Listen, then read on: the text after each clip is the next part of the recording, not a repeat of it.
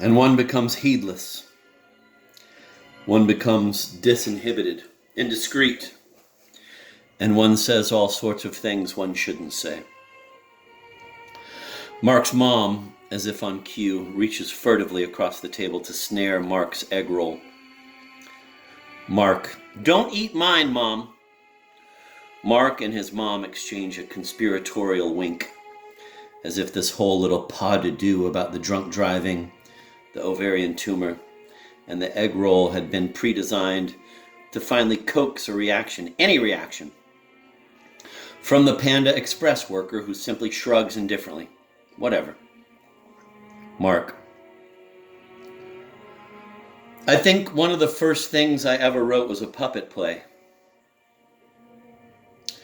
Not a play that was intended to be performed using puppets, but a play intended to be performed for puppets. For an audience of puppets. For the stuffed animals and action figures in my bedroom. So, given the fact that I still think that the ideal audience for my work is inanimate objects, a room full of empty chairs actually constitutes a full house.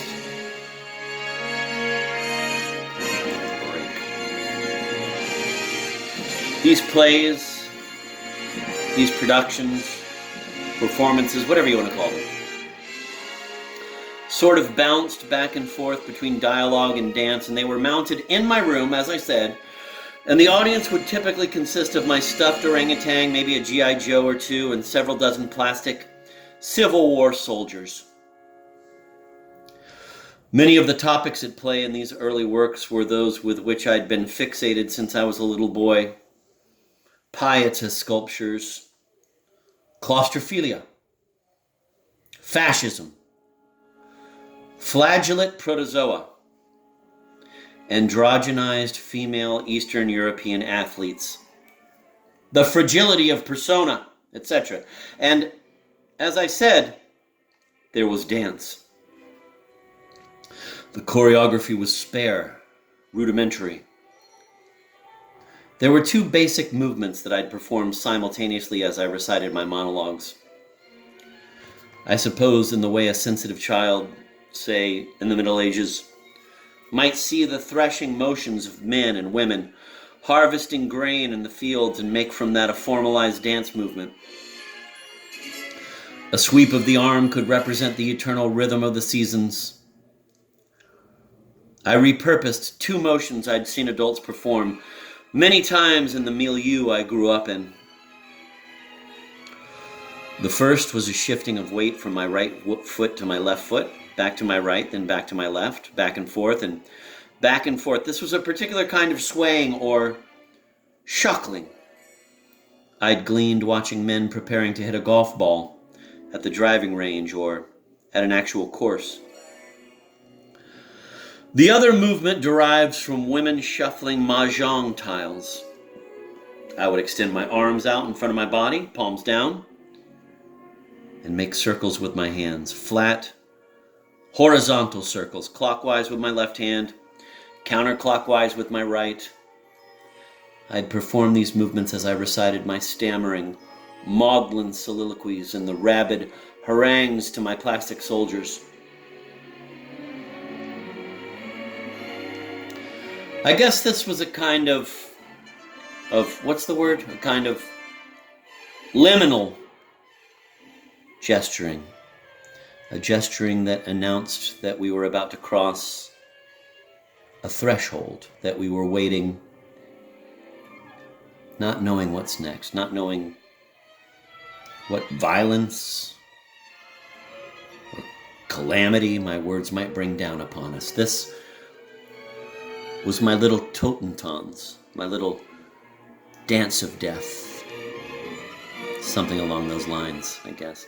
And I loved putting on these plays very, very much alone in my room with my rapt audience of inanimate aficionados. And honestly, I never wanted to do more with it or become known for it or pursue it as, any kind of vocation or career. Which reminds me of something interesting. Soon after the imaginary intern left, I found a postcard from him.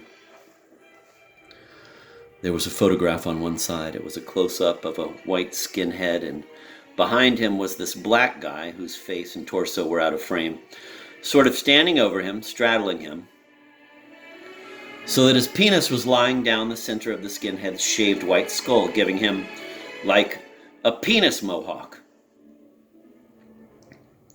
And under the photograph was a caption that had originally read, "Stay relevant," but the imaginary intern had added, I guess with a Sharpie or something, the prefix IR in front of the word relevant. So it read, "Stay irrelevant," meaning, at least this is my interpretation, don't do anything, whether it's having a friend drape his dick across your head or putting on little sort of experimental USO performances for your plastic Civil War soldiers, or whatever, for the sake of becoming well known.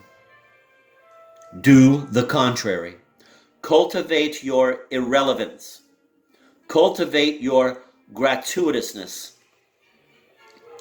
The imaginary intern had also stapled a clipping to the blank side of the postcard, presumably from some scientific journal like Nature or Cell, which had the headline, quote, "South Korean microbiologist discovers that even amoebae fall into the 5 basic archetypal categories: nerd, bully, hot, dumpy, and new kid," the meaning of which, with regard to that photograph, I'm still trying to understand, even though I realize it's entirely possible that he just stapled the clipping to the postcard as a way of saving the clipping.